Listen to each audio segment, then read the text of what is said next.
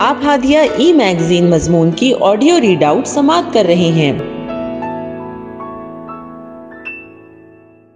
سامعین السلام علیکم ورحمۃ اللہ وبرکاتہ۔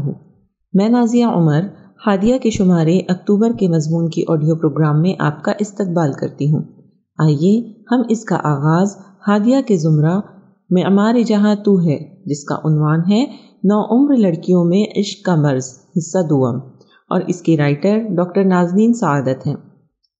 اپریل 2021 کے شمارے میں ہم نے نوعمر لڑکیوں میں عشق کے موضوع پر لکھتے ہوئے اس کے نقصانات پر روشنی ڈالی تھی اور ماں باپ کو 7 مشورے دیے تھے جن کا لحاظ رکھتے ہوئے وہ اپنی بچیوں کو اس لعنت سے محفوظ رکھ سکتے ہیں۔ اس مضمون کی اشاعت کے بعد متعدد سوالات موصول ہوئے کہ تربیت اور احتیاط کے باوجود یا احتیاط نہ کرنے کے نتیجے میں اگر لڑکی اس مرض کے شکار ہو جائے تو ماں باپ کو کیا کرنا چاہیے۔ آج اس موضوع کو ہم اختصار کے ساتھ زیر بحث لائیں گے۔ عملی مشوروں پر گفتگو سے پہلے چند اصولی باتوں کو سمجھ لینا ضروری ہے۔ نمبر 1، مرد اور عورت کے درمیان کشش نظام فطرت کا ایک اہم حصہ ہے اور اس کے اعلیٰ اور عرفہ مقاصد ہیں۔ اسی کشش کے نتیجے میں ایک اجنبی مرد یعنی شوہر اپنی بیوی کے لیے رات دن محنت کرتا ہے اور اپنی محنت کی کمائی اس پر نچھاور کرتا ہے، اور ایک اجنبی عورت اپنے ماں باپ، گھر اور خاندان کو چھوڑ کر شوہر کے گھر آ بستی ہے۔ اس طرح خاندان وجود میں آتا ہے، نسل کی افزائش ہوتی ہے اور سماج اور تمدن کی ضرورتیں پوری ہوتی ہیں۔ ان اعلیٰ مقاصد کے لیے جنسی کشش رکھی گئی ہیں۔ اسلام نے اس کشش کو بامقصد رخ دیا ہے اور نکاح کے قوانین، زوجین کے فرائض اور حقوق اور شوہر اور بیوی کے انتخاب کے آداب واضح کر کے اس بات کو یقینی بنایا ہے کہ یہ فطری جذبہ ان اعلیٰ مقاصد کی تکمیل کا ذریعہ بنے۔ ان اعلیٰ مقاصد کو نظر انداز کر کے صرف نفسانی خواہشات یا ہوس کے غلبے میں ناجائز طریقے سے خواہش کی تکمیل یا شوہر بیوی کا انتخاب، یہ پورے انسانی سماج سے غداری ہے۔ نمبر 2، ہم نے پچھلے مضمون میں لکھا تھا کہ کم عمری میں ہونے والا عشق بہت ناپائیدار ہوتا ہے اور اس کی بنیادیں انتہائی کمزور ہوتی ہیں۔ یہ ان کیمیائی مادوں کے خلل کا نتیجہ ہوتا ہے جو اس عمر میں تیزی سے پیدا ہونے لگتے ہیں۔ انسانی رشتے صرف چہرے کے محاسن، بات چیت کے انداز یا شخصیت کی ظاہری وجاہت کے سہارے تو نہیں نبھائے جا سکتے۔ اس لیے اسلام نے لڑکوں اور لڑکیوں کے لیے ان کمزور بنیادوں پر ایک دوسرے کے قریب آنے کے دروازے دور تک جا کر بند کر دیے ہیں اور نامحرم مردوں اور عورتوں کے درمیان قربت اور بے تکلفی سے منع کیا ہے۔ اسی طرح اسلام نے اگرچہ شادی اور شوہر کے انتخاب میں لڑکی کی رضامندی کو ضروری قرار دیا ہے، لیکن ساتھ ہی خصوصاً کنواری لڑکی کے ولی یعنی باپ یا سرپرست کی رائے کو بھی اہمیت دی ہے۔ بعض مسالک میں ولی کی رضامندی بھی نکاح کے لیے ضروری ہے اور جن مسالک میں ضروری نہیں ہے وہ بھی اس کی رائے کو اہمیت ضرور دیتے ہیں۔ اس سے معلوم ہوتا ہے کہ شوہر کا انتخاب سوچ سمجھ کر، تمام باتوں کا لحاظ رکھ کر اور لڑکی اور اس کے سرپرستوں کے درمیان مشورے اور ان کے باہم رضامندی سے ہو، یہی اسلام کو مطلوب ہے۔ نمبر 3، اسلامی احکام میں ترتیب اور ترجیح کا تصور موجود ہے۔ اوپر کے پیراگراف میں جو بات ہم نے لکھی ہے وہی اصلاً مطلوب ہے، لیکن سب سے پہلی ترجیح یہ ہونی چاہیے کہ لڑکی کو گناہ سے بچایا جائے، اور گناہ سے بچانے کے لیے دوسرے معاملات میں کمپرومائز ضروری ہو تو کمپرومائز کرنا چاہیے۔ یہ شعور نہ ہو تو والدین بڑی غلطیاں کرتے ہیں۔ ان اصولی باتوں کو سامنے رکھ کر ہم ایسے والدین کو جن کی بیٹی خدا نخواستہ اس مرض کی شکار ہو گئی ہے درج ذیل مشورے دینا چاہیں گے۔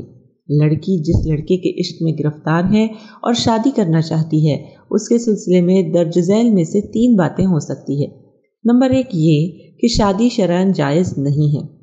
نمبر 2، شرعاً تو جائز ہے لیکن لڑکے کی دینی صورتحال، اخلاقی حالت، اس کا گھرانہ، تعلیم وغیرہ لڑکی کے بالکل مناسب حال نہیں ہے، اور ماں باپ کو یقین ہے کہ یہ رشتہ پائیدار نہیں ہو سکتا یا لڑکی اس کے ساتھ زیادہ دن خوش نہیں رہ سکتی۔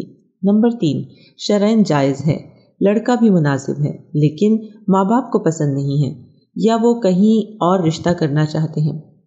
ان میں جہاں تک تیسری بات کا تعلق ہے، ہمارا مشورہ یہ ہے کہ اگر لڑکی بضد ہے تو ماں باپ کو غیر ضروری ضد نہیں کرنی چاہیے۔ اکثر ایسی ہی ضد کی وجہ سے معاملات خراب ہو جاتے ہیں۔ عشق کی صورتحال عام طور پر اسی وقت پیش آتی ہے جب ان باتوں کا اور ان تربیتی تقاضوں کا لحاظ نہیں رکھا جاتا جن کا ذکر ہم نے گزشتہ مضمون میں کیا تھا۔ بعض والدین کو بہت اعتماد ہوتا ہے کہ ان کی بیٹی کوئی غلط کام نہیں کر سکتی۔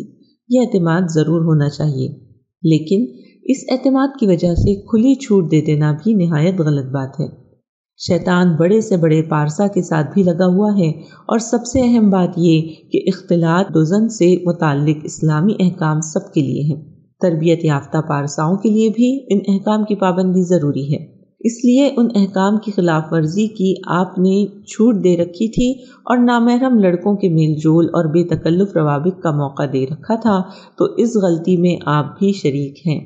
اب پچھتانے کا کوئی حاصل نہیں ہے، اب یہ دیکھنا ہے کہ نقصان کم سے کم کیسے کیا جا سکتا ہے اور آئندہ کے لیے کیا سبق حاصل کیا جا سکتا ہے۔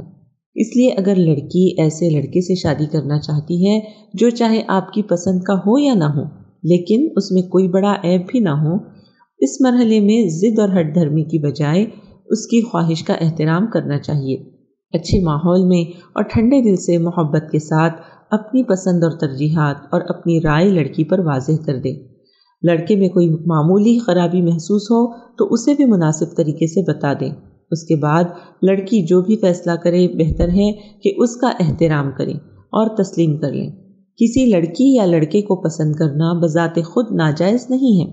ایسی مثالیں ہم کو نیک لوگوں کے درمیان بھی ملتی ہیں، بلکہ تاریخ میں معتبر شخصیات کے درمیان بھی ایسے واقعات ملتے ہیں کہ کوئی مرد اور عورت کسی وجہ سے پسند آ جائیں تو اس کو پیغام بھیج کر انہوں نے جائز رشتہ قائم کر لیا۔